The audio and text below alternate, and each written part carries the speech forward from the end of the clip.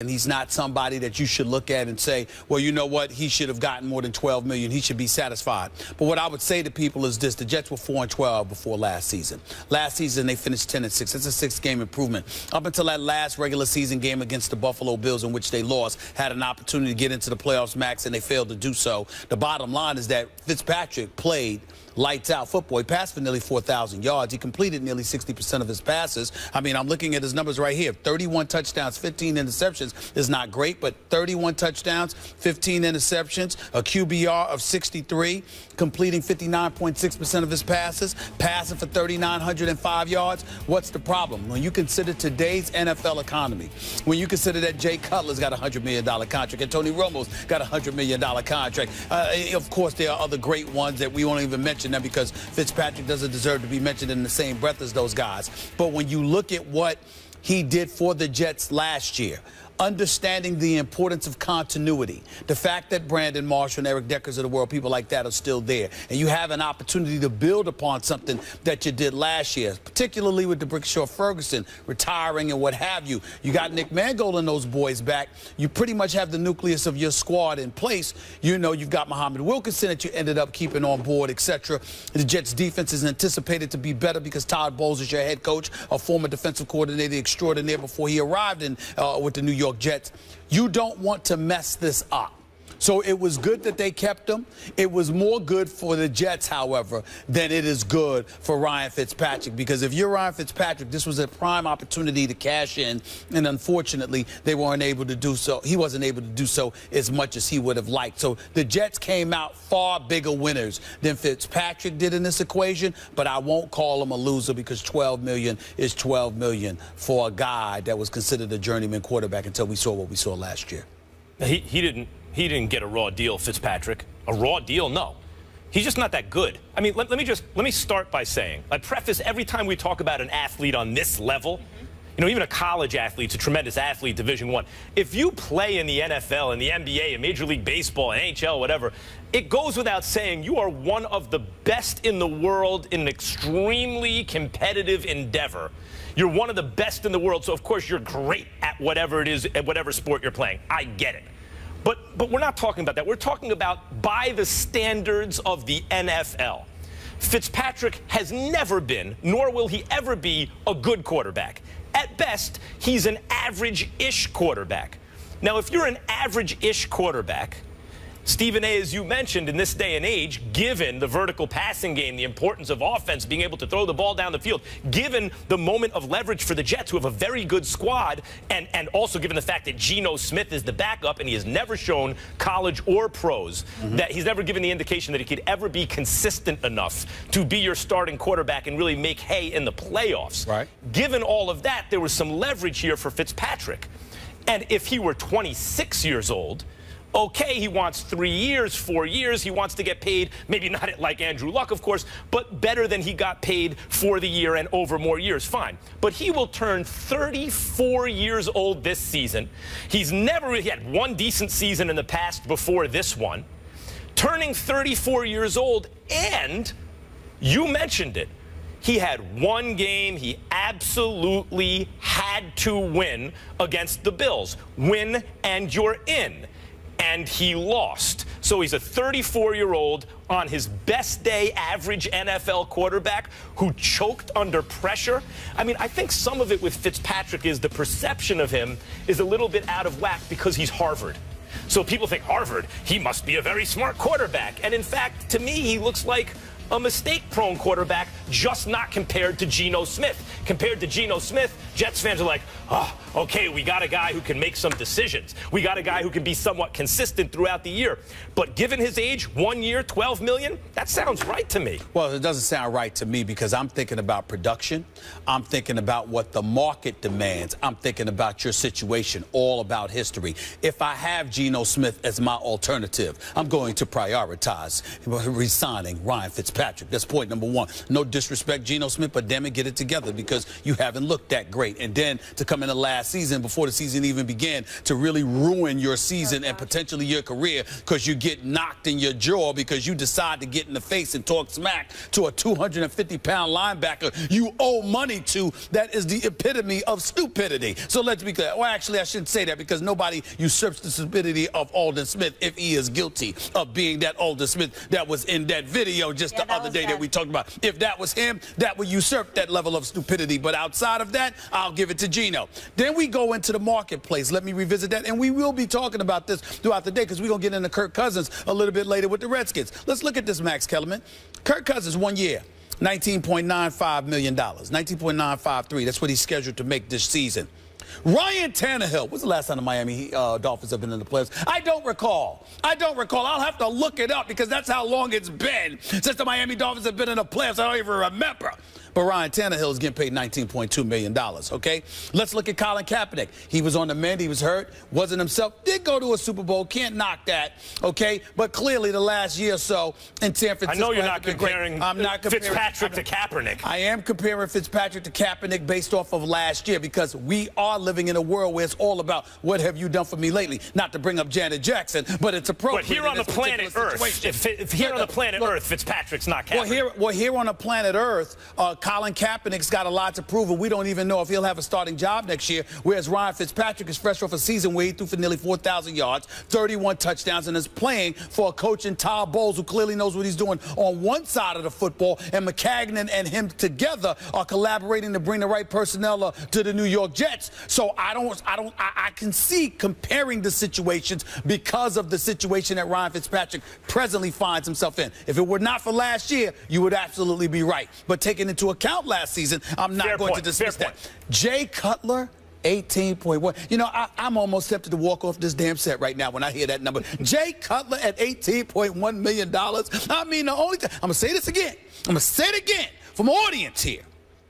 I've seen Jay Cutler smile once, and that was when he was signing his contract. It was almost like he was laughing at the Bears in the city of Chicago, okay, which should have barricades up to ban his leaderless self from being the face of that franchise. Don't get me started with old Jay Cutler, okay? So we've got that going on. And then, oh, by the way, Brock Osweiler, 7 starts, 5-2. He's at $18 million. I understand the situation. I understand everything that you can say because, you know, he coming from the Super Bowl champions. He fielded admirably when Peyton Manning went down. I get all that. All I'm trying to say is this. You, of all people, being the capitalist that you are, you almost put me to shame being the capitalist that you are. Considering that, when you look at the market and you look at the money that's out there, to give you those numbers and then to go to Ryan Fitzpatrick at $12 million, right now that ranks 23rd in the NFL in terms of salaries based on what I'm looking at right here. Well, he's at number 23. Yeah, I'm just looking at it. I'm like, Okay, look. All right. Look, everyone you just mentioned. Let's table Jay Cutler for a second. Thank you. Let's table him for a second because he quit on his team in the NFC Championship game, but he's certainly more talented than Fitzpatrick. And he's had a better career than Fitzpatrick. Fitzpatrick really hadn't done anything in his career. And what has Jay Cutler done? 2 decent seasons. And what has Jay Cutler done? At least Jay Cutler has had a couple of seasons where during the regular season, he's been pretty good.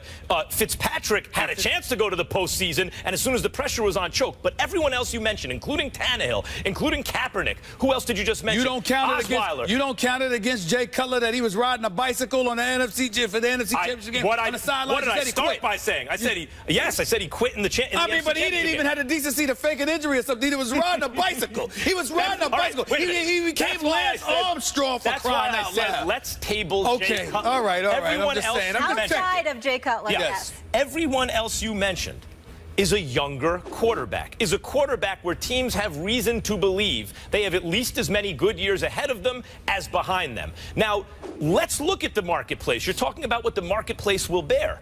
There's a reason that Fitzpatrick is getting a 1-year, $12 million contract. There were teams that could have used a quarterback.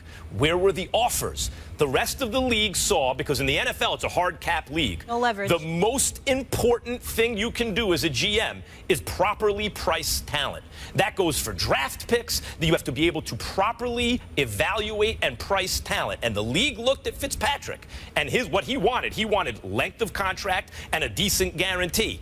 And there were no takers in the NFL. The marketplace said nope.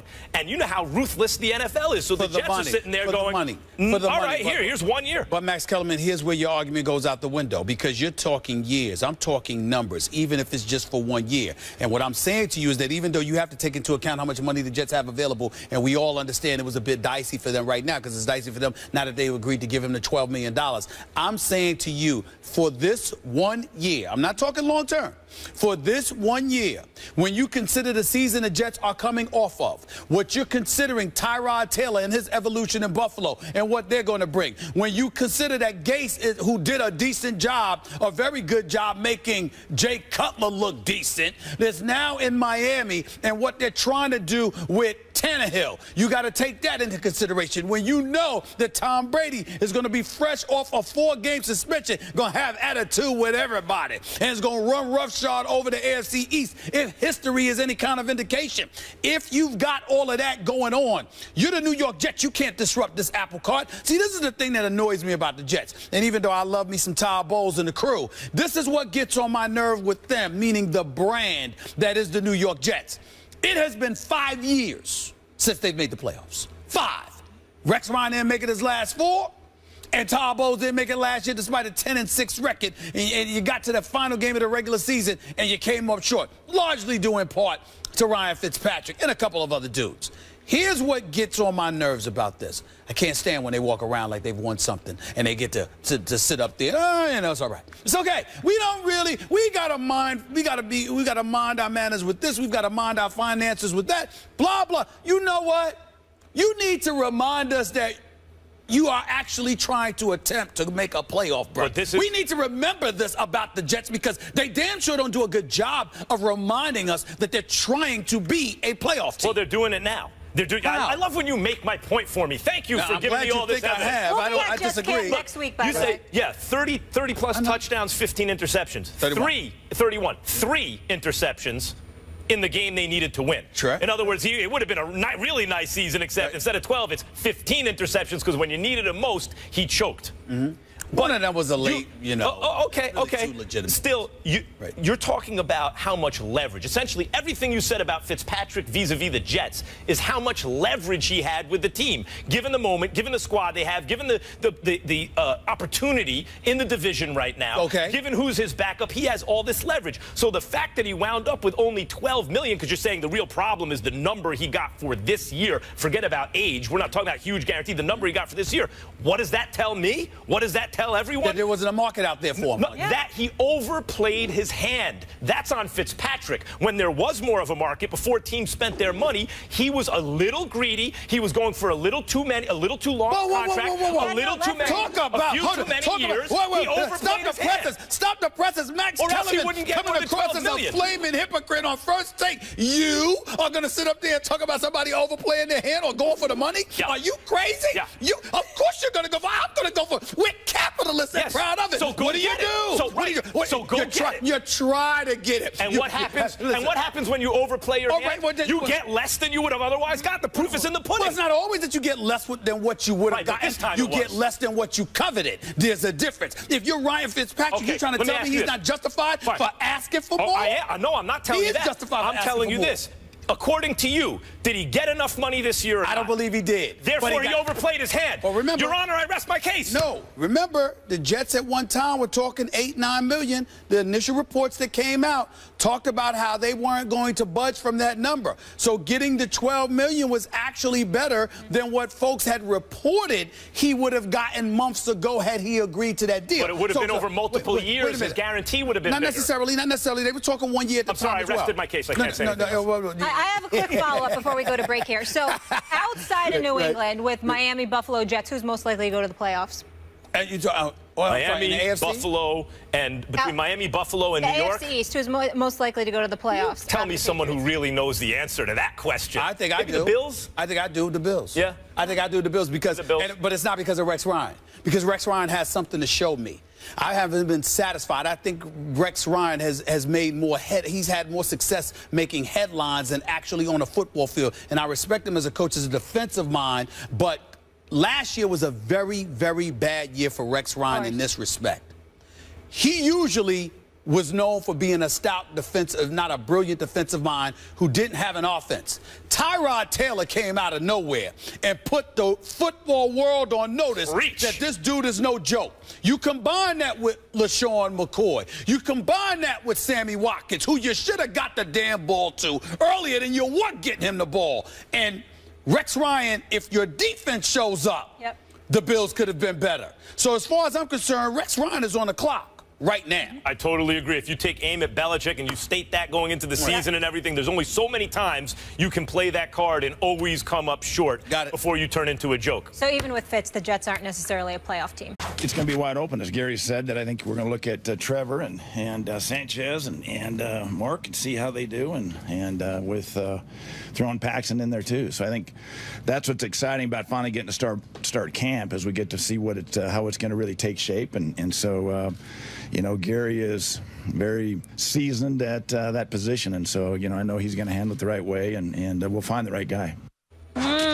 Broncos general manager John Elway saying that he expects the quarterback competition to be wide open. Mark Sanchez, Trevor Siemian, Paxton Lynch. Darren Woodson joins us now. How are we doing? I'm doing great. All right, your first. What's up, man? I'm enjoying it. I can't wait till you guys go to New York to the Jets camp. Just got done talking bad about him. You too, Max. I don't think I was talking bad about it. I think I was just being honest. I think I was just being honest. You're just telling the truth. I mean, what do you think? I'm supposed to be scared. No, Stephen A, see what it is? I'll be there. See what it is? Coming. He likes it when I tell the truth about boxing, right? Oh, yes. Yeah, right. It's not bad, but you don't like it when we tell the truth about football. You can't talk like that about football, man. There you go. You can't start that way. There you go. Well, listen, be happy I'm allowing you on the show, former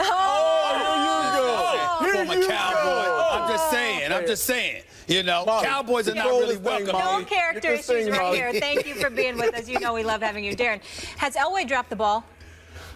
Listen, I think it started with Brock Osweiler. They had a chance. A quarterback that went 5-2, backed up Peyton Manning, went 5-2. They dropped the ball as far as signing Brock Osweiler. I think that's where it started. That's where it started. Listen, because you go 5-2 in that system with that defense. We need a camera on Stephen A's face. And it's proven that you've gone 5-2. Please, someone put a camera on Stephen A's face. I think that's where they started. I think that's where it started as far as dropping the ball, as far as signing a quarterback.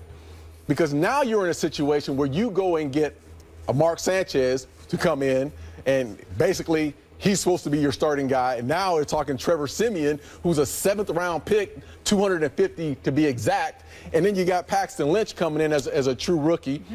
If you're a guy like DeMarcus Ware, you're on that defensive side of the ball, Von Miller, especially DeMarcus Ware, and you're at the twilight of your career, it's all about winning championships.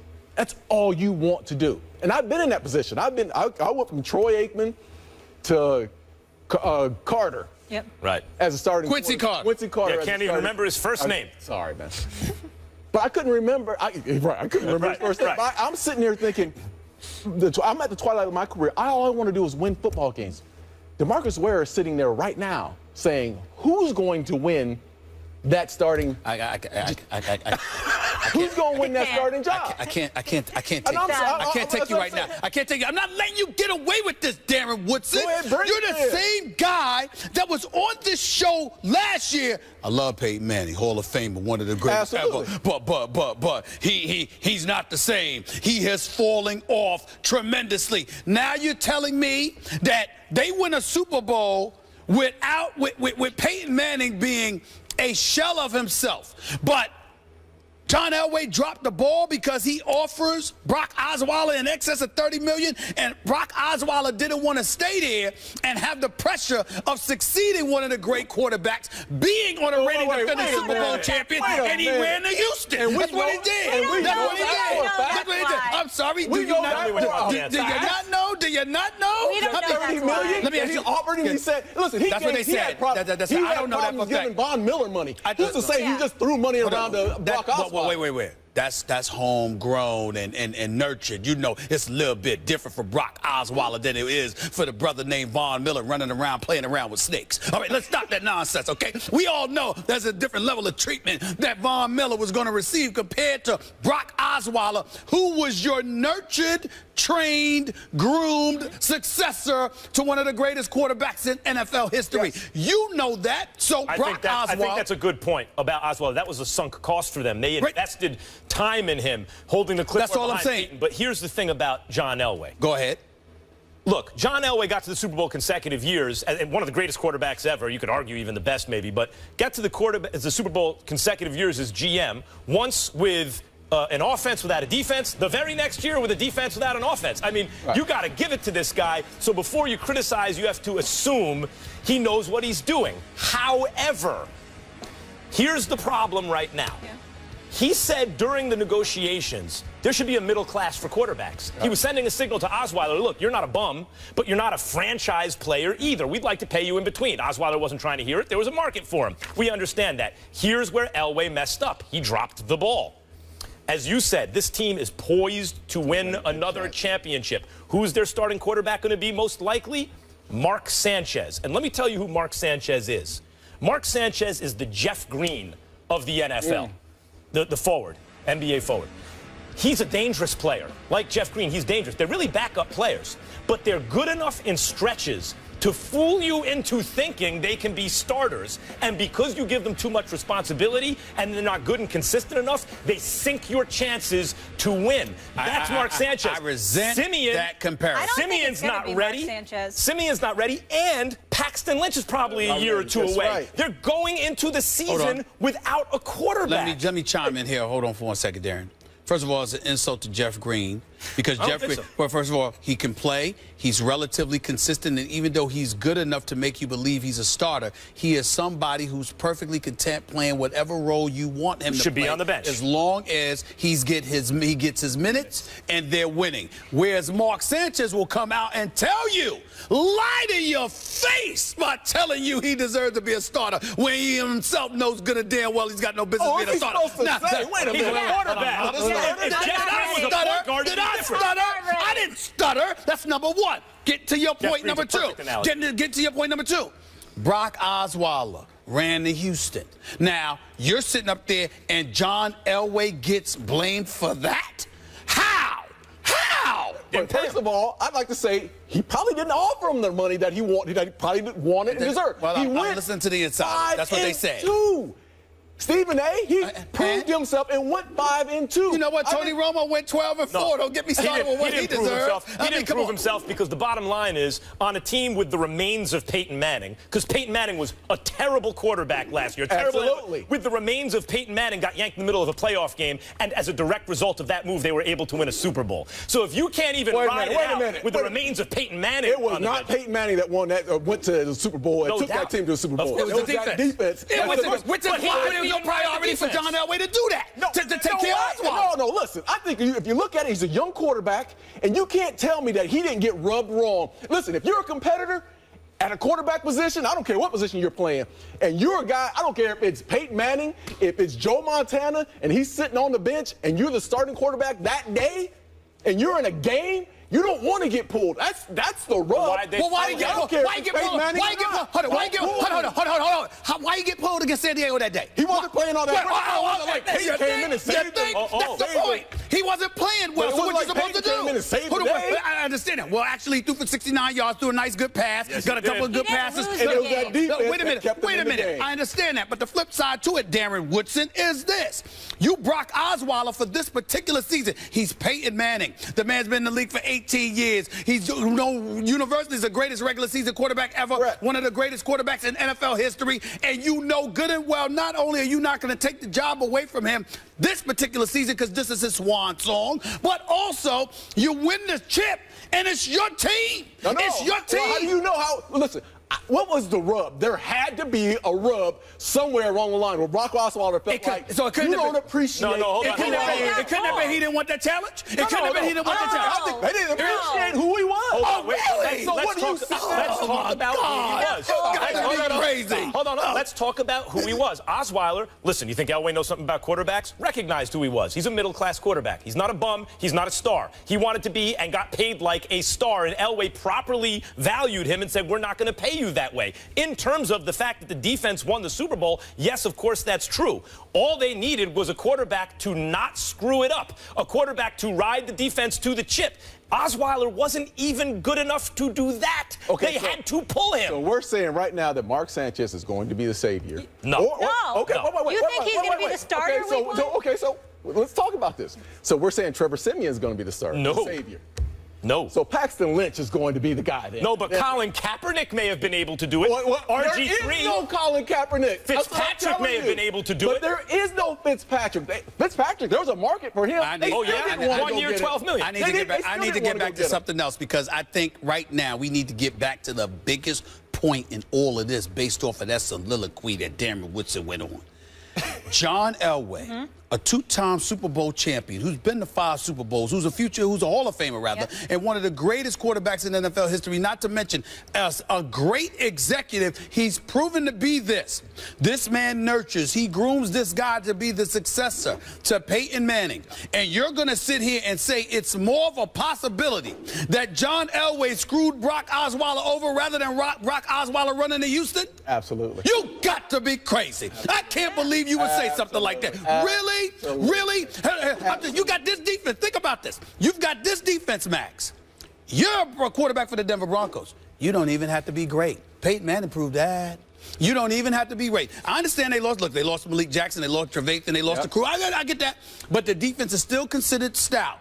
You know this. You're the reigning, defending Super Bowl champions, and you can be average and still win another chip. And you leave for Houston? And you leave for Houston? You just spoke to it right there. He left because of money and he got pulled. I mean, listen, you just spoke to it. You just said it. Not because he's scared. He knows who he had. Hold on. You knew he had. Hold on. I got to move over here. Molly. I'm going to bring Molly in this. Did Molly... Hold on. I'm sorry, I got to get in light. Hold on. You got to be careful with football knowledge. Wait a minute. He didn't get paid, right? Please. I ain't scared of nobody. And he got pulled because of Peyton Manning. That's why he left. I'll say this respectfully, Miss Molly, because I don't want to speak to you in the tone that I spoke to him, but I will get on you about this. Are you trying to tell me that just because you play the quarterback position in the NFL, that there's everybody, no one's scared? No one's scared. He's not scared. No, hold on. You said... I don't think Brock Osweiler said, no, don't Your words were, Molly's words were, he's a quarterback. You got to have some confidence to be a quarterback in the National Football League. Let me clear this. As usual, I have to clear all of this up. On the one hand, Elway overplayed his hand. You've been there for 3 days. Well, and amazing how quickly I established that. In 3 days already, I'm the voice of reason. Osweiler was not worth the money. That's true. Elway was right about that. On the other hand, you have to have a better backup plan than going into the season with Mark Sanchez as your starter. Thank you. Wait a minute. He might not be the starter. Have a backup plan. They didn't have one. I feel you on that. If you want to get on them for not having a backup plan, but understand why. Because he knew that he was going to take care of Brock Osweiler, and he didn't think Osweiler was going to run. Ha! Well, that's it. Ha! You got the last word. Yes, I did. Yes, I did. Woodson, why do you always get this man so fired up? Oh, my goodness. Thank you. Darren just does something to mess with me. He just does something to mess with me, man. Darren will be back with us later. Boy, I mean... From the jump. Bill Belichick is a man of a few words when it comes to the media. However, he did speak yesterday for the first time regarding his quarterback situation as the Patriots open up camp. Tom Brady, of course, serving that 4-game suspension to start the season. Take a listen.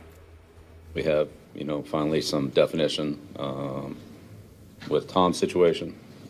So our priority now then is to get Jimmy ready for the start of the season for the Arizona game. So that'll be a obviously a comprehensive process. Tom will return as the starting quarterback when he comes back. But in the meantime, we have to prioritize the first part of our schedule, and that'll be to get Jimmy ready to go. So it's pretty much where we are for today. It's be a day-by-day, step-by-step process. I think the players are hopefully ready to handle the challenges of training camp, working at different spots, doing the things that we did in the spring, but doing them at a more competitive level, eventually in pads, eventually against good competition on the practice field and in preseason games. And like I said, we'll just take it, we'll just go day by day here. So Belichick now has clarity with Brady's situation, and in typical Patriot way fashion, they'll take it day by day. So Max, listening to Bill, let's go there. How much longer does Brady have? I want to make this very clear, especially for Patriots and Brady fans. Oh, boy. Let me start by saying, Patriots fans, listen, okay? I think Tom Brady is the greatest quarterback who ever lived, okay? Are we all clear? He's the greatest quarterback who ever lived. Push comes to shove, over Peyton, over Joe Montana, over John Elway, over everyone I've ever seen. If I had to draft quarterbacks all time to start their careers on my team, I'm taking Tom Brady. Okay, got it? Tom Brady's just about done. It could be his next game he plays, it could be a year from now, but he is going to fall off a cliff. Tom Brady is going to be a bum in short order. Now, what do I base that on? Tom, can you say that again? Yes. Hold on. Yeah. Did you just say that Tom Brady is just about done? Yeah. And he's going to be a bum in short order? Is that what you just said? Correct. A bum in short order. Yes. The floor is yours. Now, I said the same thing. I'm a crazy Derek Jeter fan just like you. I'm a crazy Yankees fan from way back. Jeter hits 316. Everyone thinks he can keep going forever. I warned everyone at the time, Derek Jeter is about to fall off a cliff. Peyton Manning threw 55 touchdowns. Then he's following that up on pace to do the same thing. Gets hurt, winds up with 39 touchdowns. I warned everyone at the time, the Peyton Manning you knew is gone. He's dead. He's a memory. This imposter is no longer Peyton Manning. He has fallen off a cliff. Forget about that guy. I warned everyone with Kobe Bryant. He averaged 27 points. Kobe can keep going and going and going. Ruptured his Achilles. I told everyone at the time, Kobe Bryant's career is over. He will never again be a good basketball player, and please spare me the last game of his career. He was good that day. He was basically a terrible basketball player by NBA standards for the rest of his career. Willie Mays and Muhammad Ali fell off at a certain point. You think Tom Brady can't? Now, where is Tom Brady in his career? He's 39 years old in a week. How many quarterbacks in the history of football have passed for over 3,000 yards? Forget about 3,000 yards after the age of 40. 3 quarterbacks in the history of football have passed for over 3,000 yards. Not a very high standard, especially nowadays. In the history of the game, over 40, he's 39. So, will it be this year? Not necessarily. I could see Brady, if he gets through the year without an injury, putting up big numbers, but then it'll be next. He'll be terrible by the middle of next season. No one will remember I said this now, and my prophecy will get no recognition. But, and what's good, let me tell you how it's most likely to happen, and it's not that I'm wishing this on anyone. What happened with Peyton? Injury. What happened with Kobe? Injury.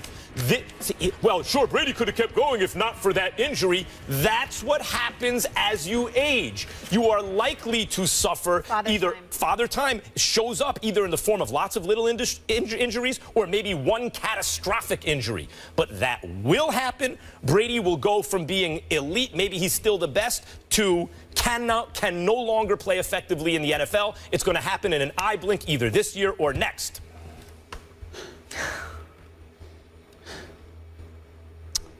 I thought I was done with stuff like this. No, it may not have been about Brady, but I actually thought I was done with stuff like that. I thought that a new era of First Take, you know, there would be, you know, I can't believe what I just heard. Tom Brady is close, is just about done. Tom Brady is about a year to 18 months from falling off a cliff. 6 months.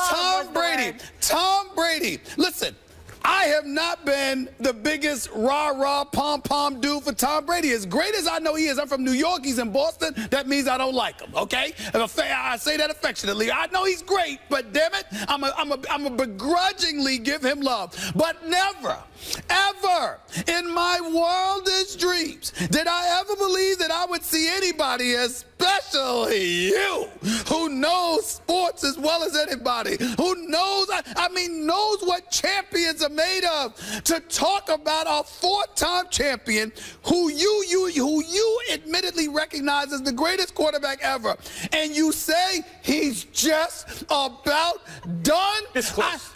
Close. Off the cliff. I am going to leave. Like the coyote chasing the roadrunner. Anytime you think about extending your travels beyond the borders of Bristol, Connecticut, and going towards the rest of Connecticut into Massachusetts, I will personally pay for security for you, because the blasphemy that just came out of your mouth. Tom Brady, 6 of the last 7 seasons, this man has passed for over 4,000 yards. The lone exception was when he only played one game, got hurt in 2008. The last 5 years, he has passed for over 4,000 yards. The last 4 years, one of those years, 5,200 yards, another year, 4,800 yards. Last season, 4,770. This dude is on another level. By the way, of their subtractions for the people that they lost this year, none of them happen to be on the offensive side of the ball. The continuity is still there, basically. So whether it's Amendola or Edelman with Gronkowski adding Martellus Bennett, I'm sorry, they're going to be all right. Now, the man got sacked 38 times last year, just 21 a year before. They'll have to improve upon that. Just like it was 43 years ago, it was 21, then last season it was 38. They got to stop allowing this man to get sacked. But what I see in Tom Brady is nothing compared to what I saw in Peyton Manning. Even when Peyton Manning threw for 55 touchdowns, there were a lot of times those balls were fluttering. I don't see that with Tom Brady. No. He doesn't have the arm he had a couple years ago. Let me tell you something right now. Tom Brady has a very, very strong arm. He doesn't rely on his athleticism. Not anymore, really. Really? Yeah, not really. Not really. Not like you used to, no. You have lost your mind. Steve, let me ask you this. Let me ask you this question. I want to make sure. Is your coffee spiked in the morning? What's going on? A little bit, maybe. Really? And you're going to admit that? Listen. Unbelievable. Go ahead. Spiked with genius juice. There we go. Go ahead. I'm listening. When Kobe Bryant got his contract, a lot of people thought, oh, he's still Kobe Bryant. He's going to be great. Unless you want to use revisionist history, Kobe was one of, considering his usage rate was so high, the last 2 years of his professional life was one of the worst players ever, because no one who was that bad would ever touch the ball that much if it wasn't Kobe Bryant on the Lakers. I'm offended by that statement. Derek Jeter. I'm offended by that statement. That's okay. Derek Jeter, in the last season of his career, stopped the... no one loves Derek Jeter more than me. Let's be honest. That's not true. That's not true. That's not true. Everybody, that is not true. Derek Jeter. Right. Oh, you get it. Nobody loves Derek Jeter. El Capitan more than me. We'll it out about that another time. Well, go ahead. All right. The point is, the last season of his career, if you just replace him with an average major league shortstop, the Yankees probably make the playoffs that year. He was terrible. He couldn't get any balls. He couldn't get on base. He couldn't run. He was old. He was old. Brady's old. Listen to me. He was old. Yes. Kobe Bryant, combination of coming off the Achilles, then the knee, and playing with a sorry team, hurt. Okay. Fair enough. But we understand the situation Kobe Bryant, that's why I said what happens when you get old, you get hurt. Max. I'm not talking about the injuries. I'm saying to you, in the sport of basketball, you can't step on the court with a bunch of brothers that can't play, that don't know how to play on that level. Especially if you're not going to pass them the ball. Please don't stop it. Who was there to pass the ball to? Who was there to pass the ball to for the Lakers? Who? Roy Hibbert? Stop it right now. Stop it. Don't give me that. He was shooting under 40% from the floor. You know why? He wasn't an NBA player anymore. That's not true. Because he couldn't sustain it for a quarter. Listen, I'm not sitting here trying to tell you that Kobe was himself. Okay, forget Kobe, because it was injury. Willie Mays at the end of his career was a bad player. Forget Willie Mays. Muhammad Ali at the end of his career couldn't fight anymore. That's what happens. But we saw that. You bring up Muhammad Ali. I'll go into your realm. We saw it with a Trevor Burbick. We saw it to a degree with Leon Spinks. He was never the same since the third Frazier fight. Okay, we get all of that. What I'm saying to you is this. You're making the argument to me that there is something that we have seen that qualifies as evidence that the greatness of Tom Brady has dissipated. And I'm saying to you, where is that I will evidence? show you the evidence. Where? In the historical record. Because unless you believe, and I'm acknowledging he's special, he's the greatest quarterback who ever lived, in my opinion. No question. But unless you believe that he is somehow superhuman, no quarterback ever has played much beyond where he is now at a high level. Ever. If he becomes that guy, he will be the first. So unless you believe he will be the first to ever do it, I think it's a much safer bet to imagine that he is going to fall off the cliff. Coyote style. Meet. One of my boys. That's so disrespectful. That's so disrespectful. Father Time is undefeated. Listen, my boy he has one draw against Bernard Hopkins. My boy Champ always texts me to say that, you know what, anybody who leaves the Patriots, they're never the same. The Patriots have the greatest system in play. We get all of that. All I'm saying to you is the reason why I emphatically oppose your argument is that when we look at Brady, we have seen no evidence, as far as I'm concerned, that there is a drop-off. How many 2-yard passes do you have to see before you think there's a reason he's not really throwing it down the field? No. He ain't throwing it down the field because he got Gronkowski in the middle field, number 1 and number 2, in terms of down the field. Who the hell am I going to throw it to? Brandon LaFell? Who's not there any longer. I mean, are you kidding me? Don't you imagine that Belichick, who I also believe is the greatest coach who ever lived, is designing a team around the idea that maybe his quarterback can't make all those throws? Belichick is big time. Brady's big time. There has been no drop off in Brady as of yet. And I'm saying could happen. Oh, but you're acting like you already see it. But you're acting like you already see it, though. That's what I'm saying. Yeah, you know already see it. You know what I see? Stop lying. I see he's turning 39 in a week. Stop lying. Stop lying. His birthday. Look, man, you in your 40s. You look in your 30s. How come Brady can't do that? And he didn't believe it. That's why we're in this business, Stephen A. We could do this forever. You know what's the silver lining in all of this? Since Brady's going to be a bum this year, next year we get to see Jimmy G. So we'll get to see the future of the Patriots potentially with Jimmy Garoppolo. Here's the bad news for Patriots haters. Garoppolo's going to ball. That's the problem. Garoppolo may be able to ball. I'm very, may I say this before we go? Sure. Molly, I'm very annoyed right now. Why? Because you gave him a nick. What the hell has Jimmy Garoppolo done to deserve a nickname? His name is Jimmy Garoppolo until further. No, Jimmy G. Could you throw a pass? Could you throw a pass in the regular season first? Why do all their quarterbacks have to I used to buy my shell tops at Jimmy G's. Listen, I'm quite sure. I believe he's going to bowl too. But until he does, can we call him by his name? Jimmy Garoppolo, Jimmy Stephen A. Smith. When we come back now, players will report to Steelers camp today, and so will Antonio Brown. Brown will report to camp, but he's made it very clear he wants a new deal where he's compensated like one of the top receivers in the game. Let's keep in mind, Brown coming off a 136-catch season where he earned $1 million. This season, he's scheduled to make $6.25 million. Darren Woodson back here with us. We will be at Steelers camp, by the way, next Wednesday. We're looking forward to that. What do you think? Should they take care of him now? Absolutely. We're talking about a top 3, top 5 receiver in the NFL right now. And their other guy on the other side, Martavis Bryant, he can't stay clean. He's suspended all the time. Right now, Antonio Brown is your offense, and you're still not sure about Le'Veon Bell and what's going to happen with his situation.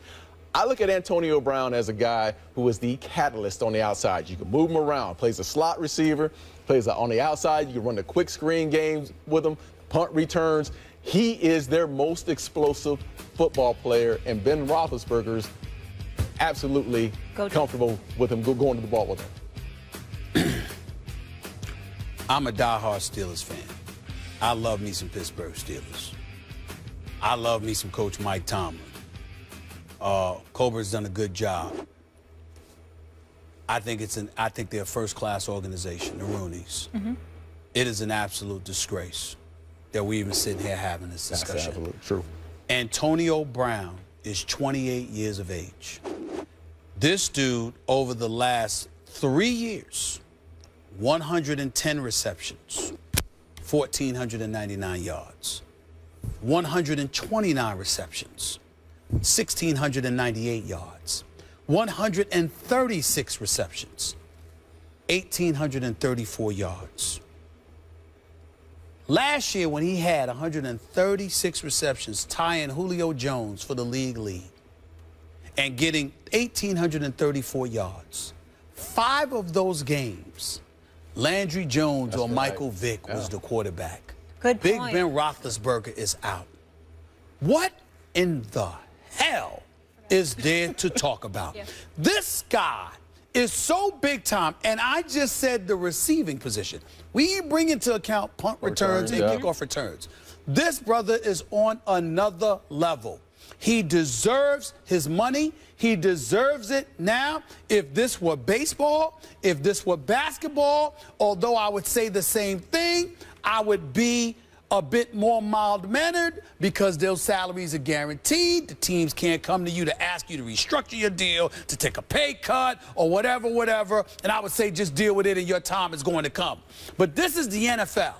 This is the National Football League. This is the same league that looks players in the face repeatedly. You could actually have an exceptional season, be completely healthy, and an organization can use their finances as an excuse to come to you, ask you to restructure or take a pay cut and get away with it.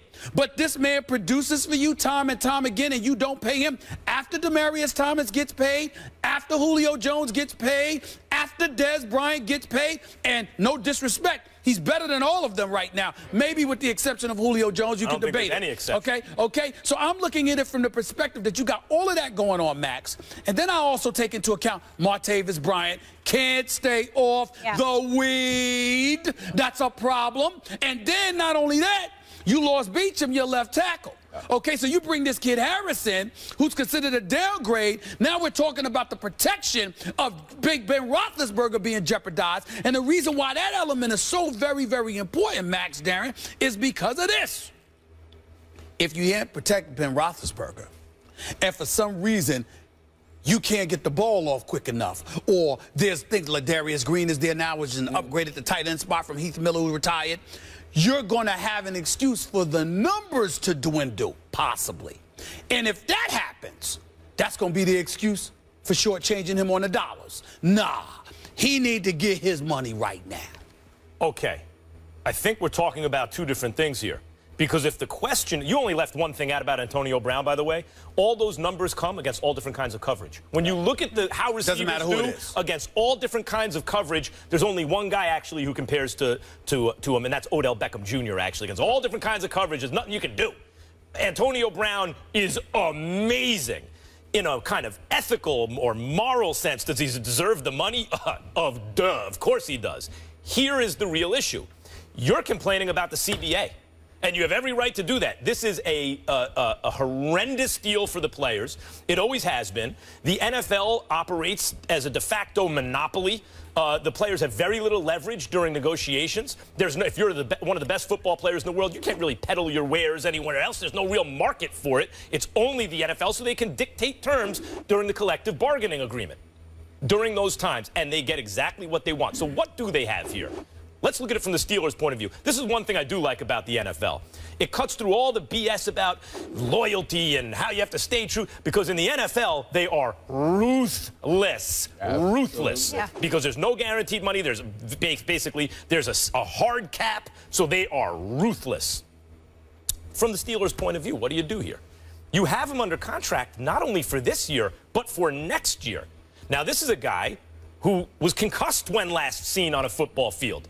There is an injury risk here. I mean, you play football for 2 straight years. There's a very high risk of catastrophic injury that permanently alters the player you are or ends your career. So, Stephen A., from your argument is absolutely right. Given that, this dude needs to get paid. But from the Steelers' point of view, from their point of view, what do they have to give up? He's making about $8.5 million now. Let's take Julio Jones. That's the last guy on this level to get paid. He has guaranteed $47 million. Okay, so there's a $40 million difference. Even if Antonio Brown resets the market by $5 or $10 million, say there's a $45, $50 million difference. Why would they risk all that money now when they can get him on the cheap for the next 2 years? Antonio Brown's the kind of cat who's going to ball regardless. He's not the kind of guy who's going to, not next year, not 2 years from now, I'm talking about this year, because he still has another year to go. You're going to get another year of supreme elite production out of him on the cheap before you really have to pay him. You can look at it that way. But that's the reality. You can look at it that way, and I'll come to you with this, Darren. You could also look at it this way. This is the perfect time to hold out, because Martavis Bryant is out. Absolutely. He has leverage. He has so much leverage right now because there's no Martavis Bryant, who was their explosive number 2 guy. And if you're Antonio Brown right now, you're coming in, and everyone knows. I think it plays to his work ethic is detrimental to what he is. Exactly. Because you know he's going to show work up. regardless. He's going to work regardless. The problem is within that locker room. When you have a disgruntled Antonio Brown walk in that locker room, Ben Roethlisberger has to spend time consoling him about his contract. To your point quickly, you don't want to see that. This is why you love the Steelers as an organization, because of the Rooneys, even the Rooney Rule. Even the reason that Mike Tomlin even got an interview was due to the Rooney Rule, right? Like, the Steelers are a class, old school, Northeast, original type football team. And the Rooneys, Mike Tomlin, that whole organization, you would expect to reward that kind of work. The thing about it, you would expect them to reward that kind of ethic, but to also think this is something that's incredibly important to take into consideration. Yes, they have 6 championship trophies on their resume. We get this. We get their halls are glittered with gold. But the flip side to it all is that when you have a guy that's universally recognized as maybe the best in the game at his position, and you refuse to take care of him, it's not just about him being disgruntled. It's about the rest of that locker room saying, damn. Yeah. Really? You didn't take I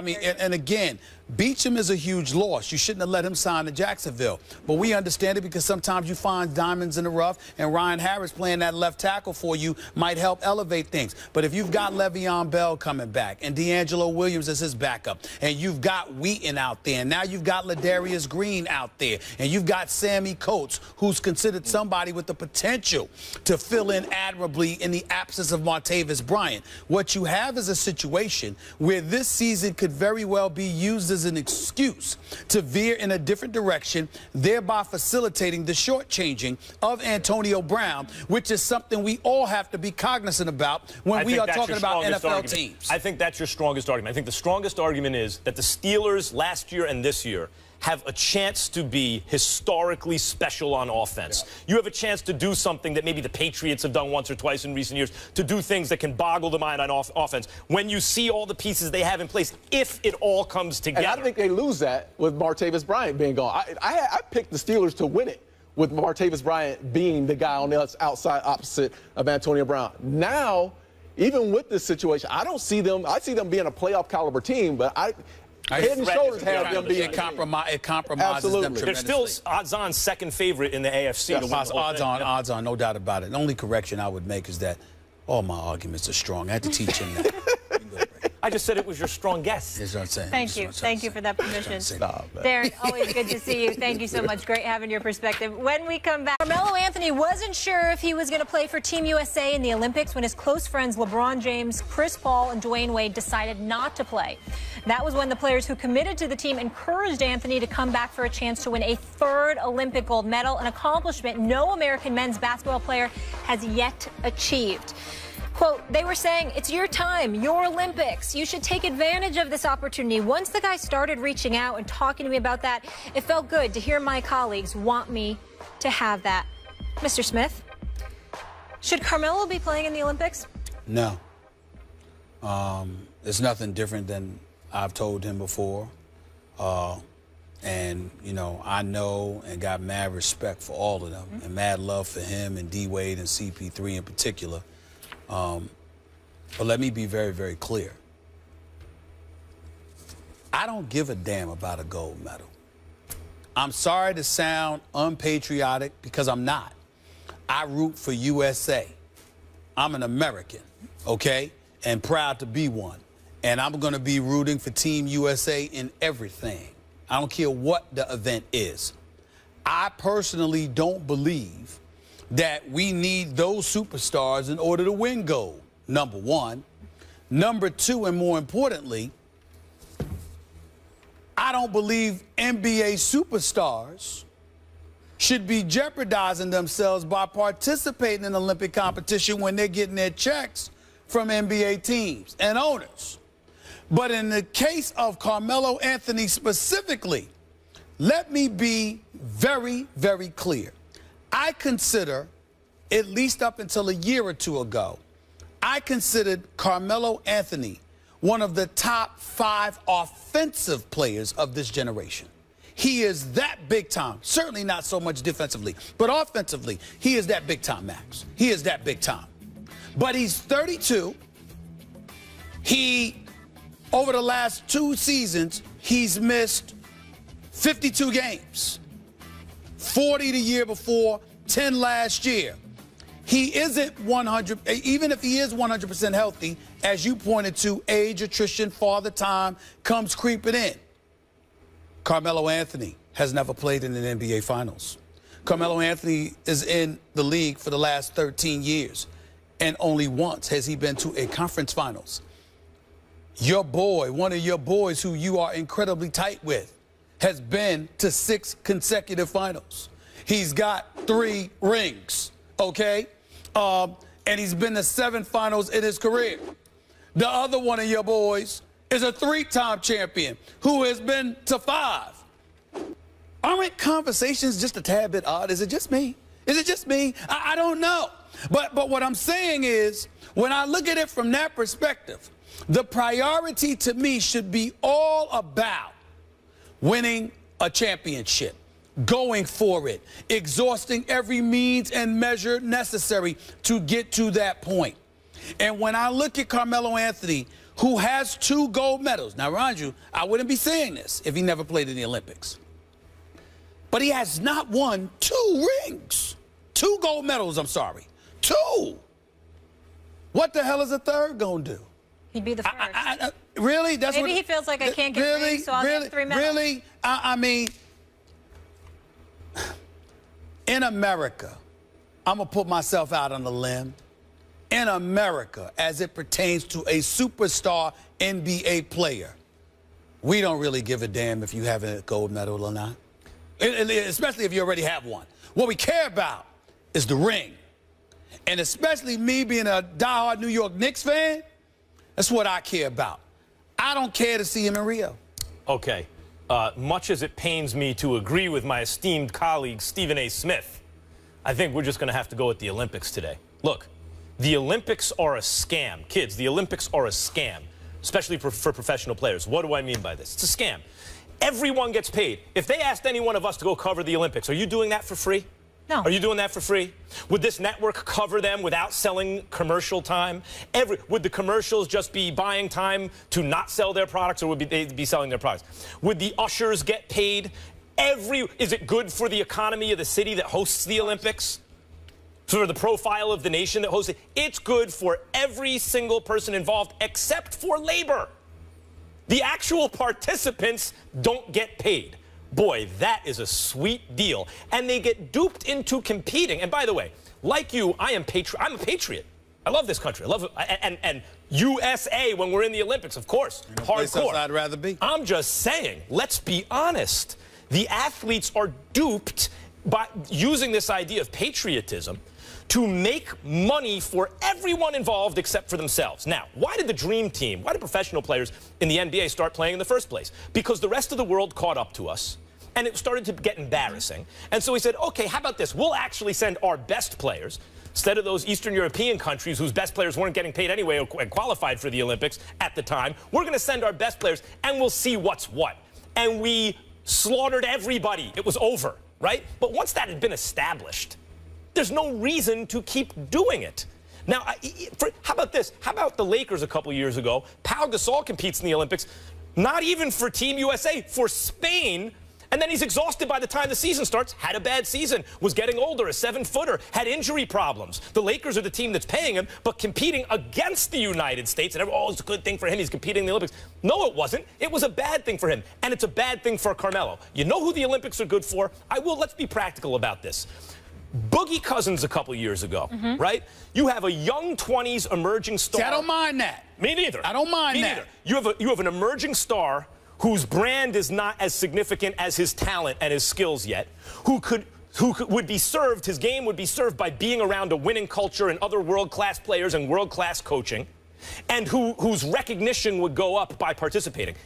And who's not injury-prone. Very good for a guy like Boogie Cousins. It is idiotic for a guy like Carmelo Anthony. We agree about that.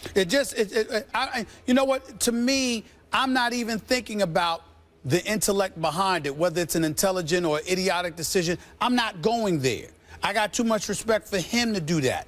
Where I'm going is that I challenge any basketball fan in the United States of America to genuinely tell me that they care about seeing him in the Olympics.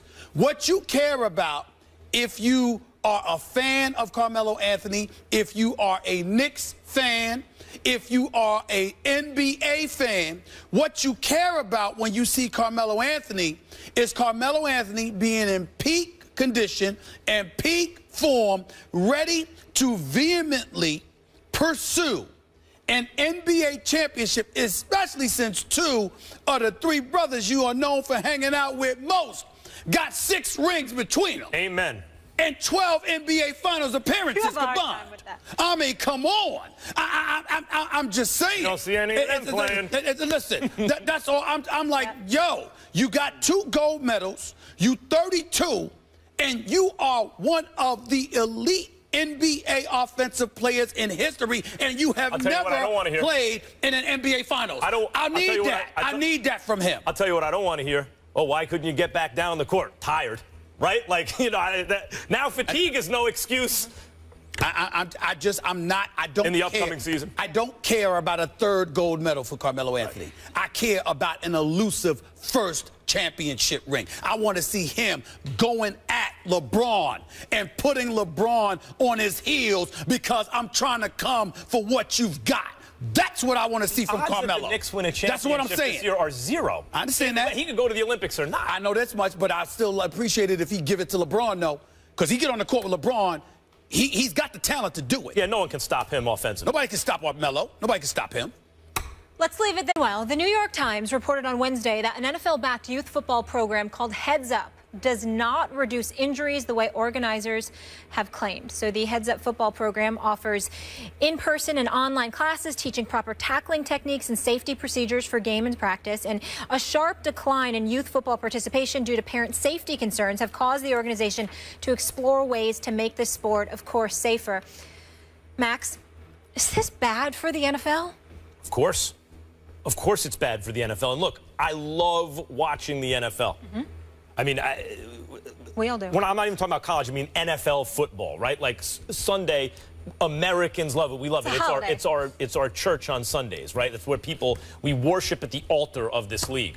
But make no mistake about it, playing football is bad for you. And you can, I talked about boxing the other day like this. You can make all kinds of arguments. It takes kids off the street. It instills discipline. It builds character, et cetera, et cetera. All those things may be true.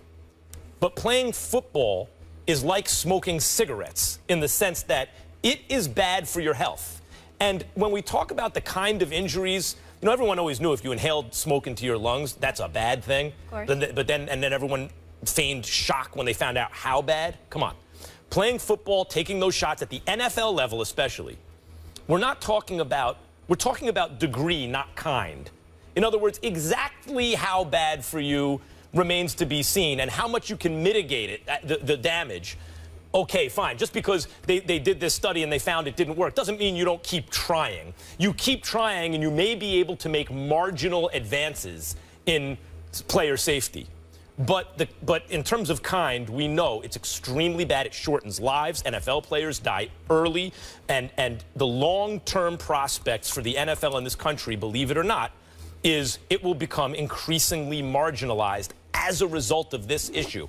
So I'm sure if you're in the NFL and you're thinking, we got to get out ahead of this issue, we have to make this sport as safe as possible, you're hoping you're going to get some good news here, for example. And what you're finding is tackle football is just bad for you, and there's never going to be a way to make it good for you. And so the long-term fortunes of your sport, even when you try to get ahead of the injury issue, I don't know how you stop it from, over time, becoming marginalized. As inclined as I am to use this time to rebut that argument, I think it's only fair to you to ask you to explain yourself just a touch further when I present this question.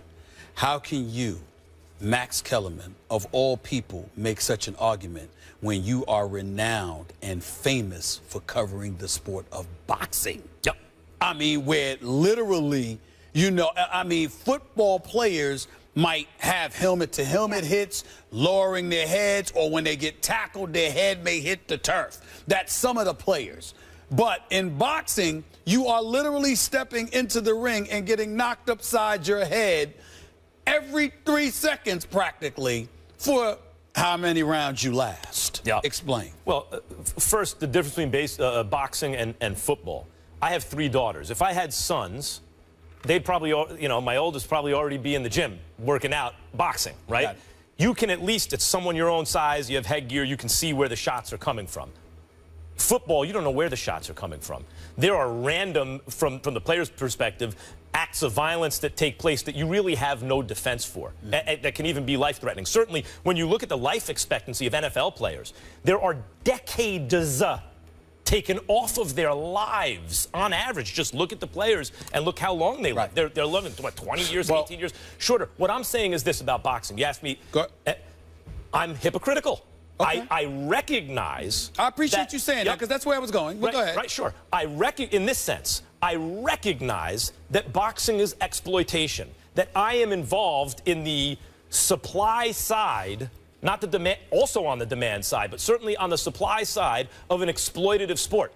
I don't make an apology for it. I don't try to rationalize it away.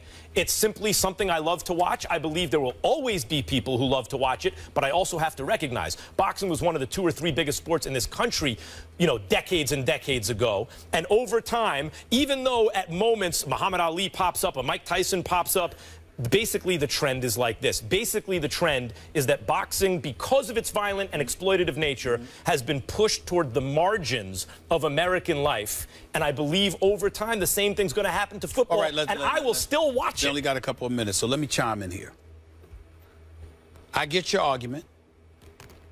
You're talking about boxing being pushed to the margins, whereas the NFL is king, so more people are going to be inclined to be actively involved, therefore more lives are going to be endangered, et cetera, et cetera.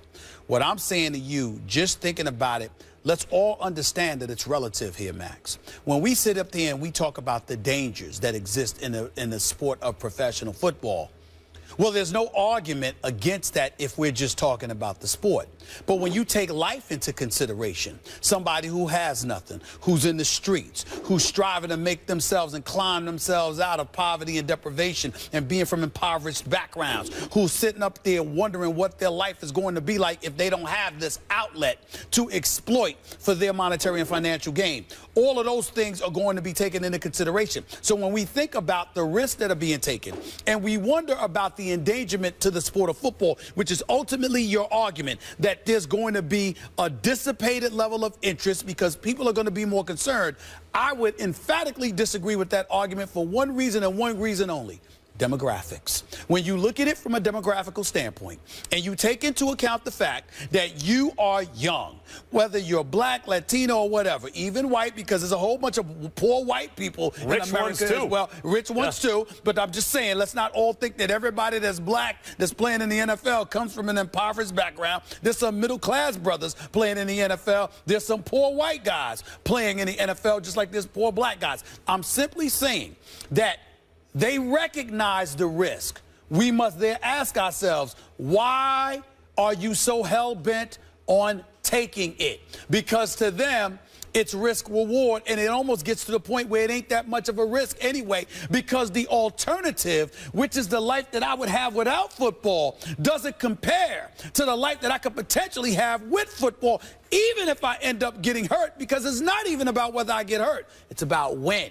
If I get hurt after I sign that contract, if I get hurt after I cash that money, if I get hurt after I guarantee myself a quality of life that I otherwise would not have been able to pull off, because even a 9-to-5 job, assuming I get my education and I go out there and I work, ain't gonna reward me with what potentially I can do if I can pull off a 3 to 5 year career on this level, on an elite level, of course, then that says to me it's something the NFL recognizes, and as a result, they are not concerned, and we shouldn't be concerned about the sport fading. What we should be concerned about is what's going to happen to those who get involved, as opposed to whether or not they're going to choose to be involved, because they ain't going nowhere. There are always going to be ancillary benefits. There will always be a market for football. My contention is that market will shrink over time as a result of the safety issue. But to your point, It is therefore incumbent upon us who peddle this stuff, who consume this stuff, to make every effort to make it as safe as possible. That's true.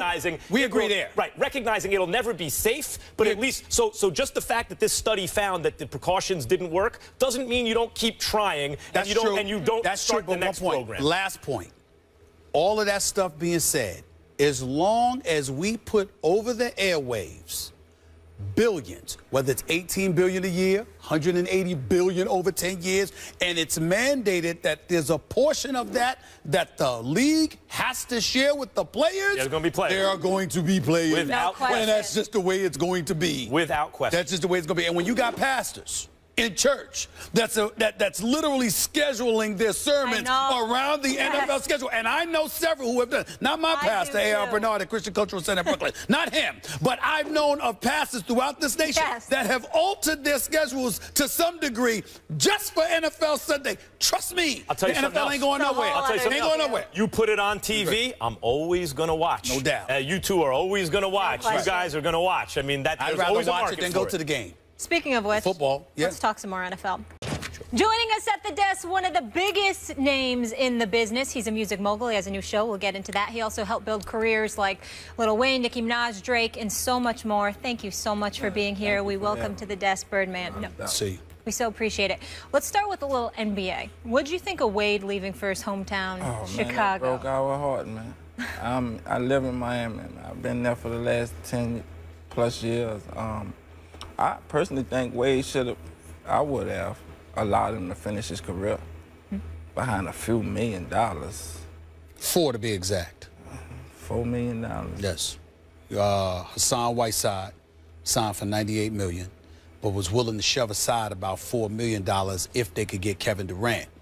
When Kevin Durant decided to go to Golden State, D. Wade was like, all right, then that 4 should be for me. And they were like, no. Wow. I think he deserved the respect. He did a lot for the city, a whole lot for the city. It was called Wade County. He deserved it to me. I wouldn't have, if I'd have been the honcho, I wouldn't have allowed it, me personally. I think Riley did allow it, right? Because he's acting now like he's upset about it. Riley, I mean, he the honcho, so you gotta pour it on him. But I mean, the city is devastated. You know, everybody wanted Wade to stay. When you say that they were devastated, paint a picture for me of what it's like or what it's been like in Miami in the days that followed since D. Wade announced he was going to Chicago. It's like sad out there, man. You know, Miami take the basketball culture real serious. Ever since I've been in the city. So for D. Wade to leave, it's like, it's devastating to the fans. You know, we spend a lot of money on them tickets, man. You know, it costs to go to them games. Real money to sit on that wood. For D. Wade to leave, that was a hurt, a real hurt. For people driving around with a quarter tank of gas in their new E-Class because they had to spend money on those Miami tickets. You understand? It was worse than that. They took all the pictures down, and you know, D. Wade all over we used to that. He been there. He gave his life to that town, to that city. One of the things I've mentioned to both Molly and Max is this. I want to know how folks in Miami are feeling about Pat Riley right now. I respect the man. They're obviously a great organization. But in 2 of the last 3 years, LeBron and D. Wade have walked out the door. That's big.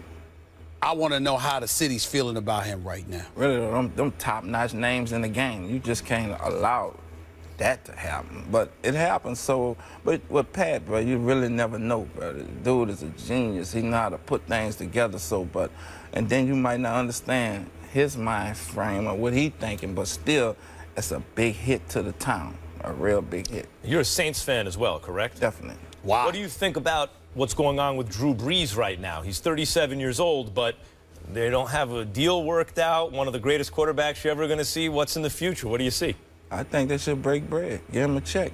I mean, getting a quarterback without, football is totally different from basketball without the brains. You might have the sideline brains on a coaching field, but we need a solid quarterback. There's not too many of them out there who can really give you a chance to go to the Super Bowl every year. So I think Drew Brees deserves his check.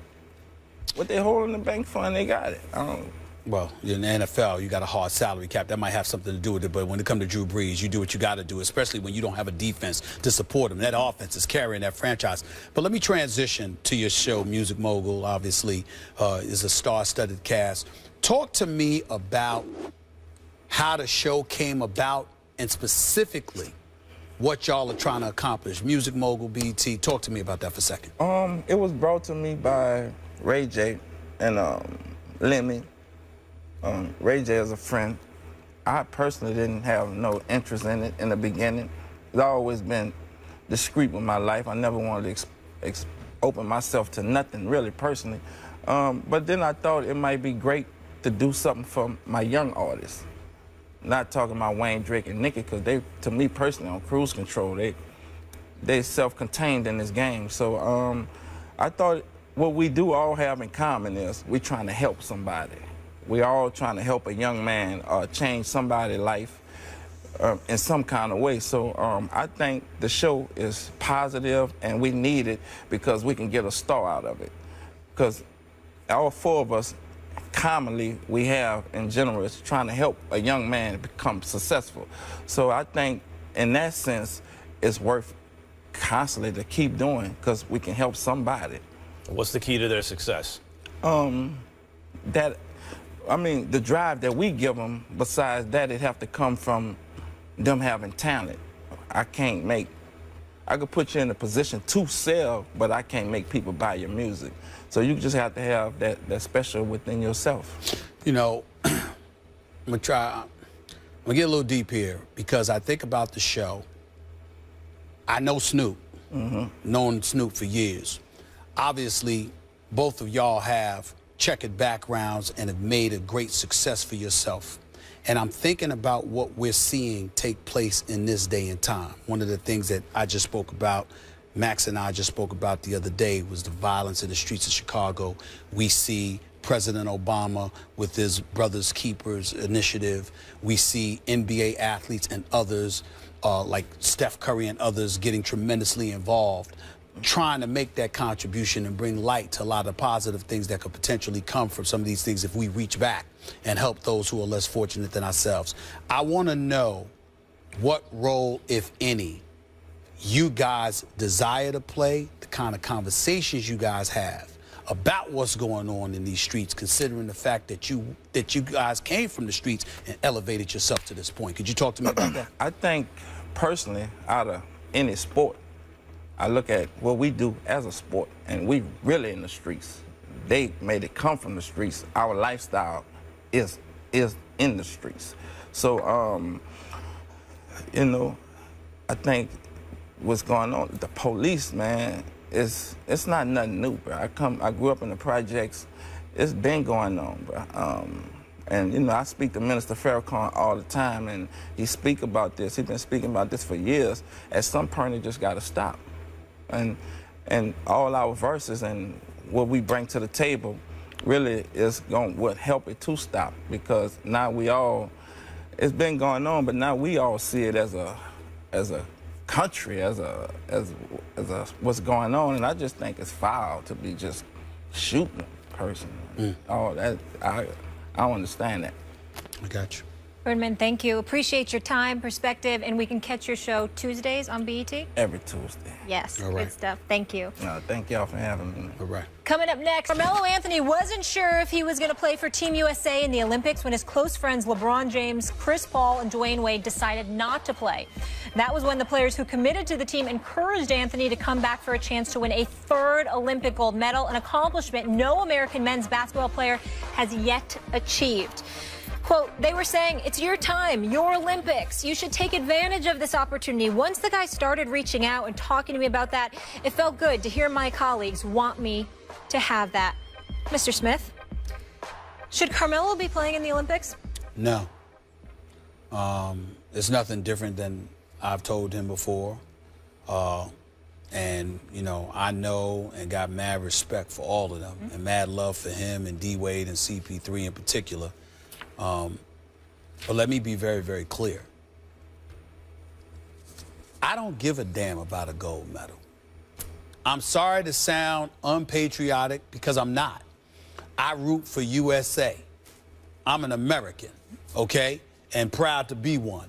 And I'm going to be rooting for Team USA in everything. I don't care what the event is. I personally don't believe that we need those superstars in order to win gold, number one. Number two, and more importantly, I don't believe NBA superstars should be jeopardizing themselves by participating in Olympic competition when they're getting their checks from NBA teams and owners. But in the case of Carmelo Anthony specifically, let me be very, very clear. I consider, at least up until a year or two ago, I considered Carmelo Anthony one of the top 5 offensive players of this generation. He is that big time. Certainly not so much defensively, but offensively, he is that big time, Max. He is that big time. But he's 32. Over the last 2 seasons, he's missed 52 games. 40 the year before, 10 last year. He isn't 100, even if he is 100% healthy, as you pointed to, age, attrition, father time comes creeping in. Carmelo Anthony has never played in an NBA Finals. Carmelo Anthony is in the league for the last 13 years, and only once has he been to a conference finals. Your boy, one of your boys who you are incredibly tight with, has been to 6 consecutive finals. He's got 3 rings, okay? And he's been to 7 finals in his career. The other one of your boys is a 3-time champion who has been to 5. Aren't conversations just a tad bit odd? Is it just me? Is it just me? I don't know. But what I'm saying is, when I look at it from that perspective, the priority to me should be all about winning a championship, going for it, exhausting every means and measure necessary to get to that point. And when I look at Carmelo Anthony, who has 2 gold medals, now mind you, I wouldn't be saying this if he never played in the Olympics, but he has not won 2 rings. 2 gold medals, I'm sorry. 2. What the hell is a third gonna do? He'd be the first. Really? That's Maybe he feels like I can't get rings, so I'll get 3 medals. Really? I mean, in America, I'm going to put myself out on a limb. In America, as it pertains to a superstar NBA player, we don't really give a damn if you have a gold medal or not, especially if you already have one. What we care about is the ring. And especially me being a diehard New York Knicks fan, that's what I care about. I don't care to see him in Rio. Okay. Much as it pains me to agree with my esteemed colleague, Stephen A. Smith, I think we're just going to have to go with the Olympics today. Look, the Olympics are a scam. Kids, the Olympics are a scam, especially for professional players. What do I mean by this? It's a scam. Everyone gets paid. If they asked any one of us to go cover the Olympics, are you doing that for free? No. Are you doing that for free? Would this network cover them without selling commercial time? Would the commercials just be buying time to not sell their products, or would they be selling their products? Would the ushers get paid? Is it good for the economy of the city that hosts the Olympics? For the profile of the nation that hosts it? It's good for every single person involved except for labor. The actual participants don't get paid. Boy, that is a sweet deal. And they get duped into competing. And by the way, like you, I'm a patriot. I love this country. I love it. And USA when we're in the Olympics, of course. Hardcore. I'd rather be. I'm just saying, let's be honest.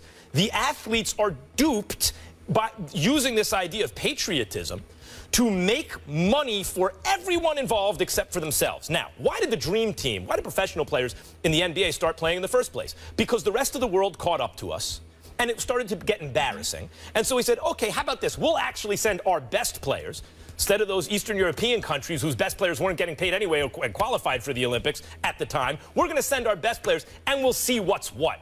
And we slaughtered everybody. It was over, right? But once that had been established, there's no reason to keep doing it. Now, how about this? How about the Lakers a couple years ago? Pau Gasol competes in the Olympics, not even for Team USA, for Spain, And then he's exhausted by the time the season starts, had a bad season, was getting older, a 7-footer, had injury problems. The Lakers are the team that's paying him, but competing against the United States. And oh, it's a good thing for him. He's competing in the Olympics. No, it wasn't. It was a bad thing for him. And it's a bad thing for Carmelo. You know who the Olympics are good for? Let's be practical about this. Boogie Cousins a couple years ago, right? You have a young 20s emerging star. See, I don't mind that. Me neither. I don't mind that. Neither. You have an emerging star whose brand is not as significant as his talent and his skills yet, would be served, his game would be served by being around a winning culture and other world-class players and world-class coaching, and whose recognition would go up by participating. And who's not injury-prone. Very good for a guy like Boogie Cousins. It is idiotic for a guy like Carmelo Anthony. We agree about that. You know what? To me, I'm not even thinking about the intellect behind it, whether it's an intelligent or idiotic decision. I'm not going there. I got too much respect for him to do that. Where I'm going is that I challenge any basketball fan in the United States of America to genuinely tell me that they care about seeing him in the Olympics.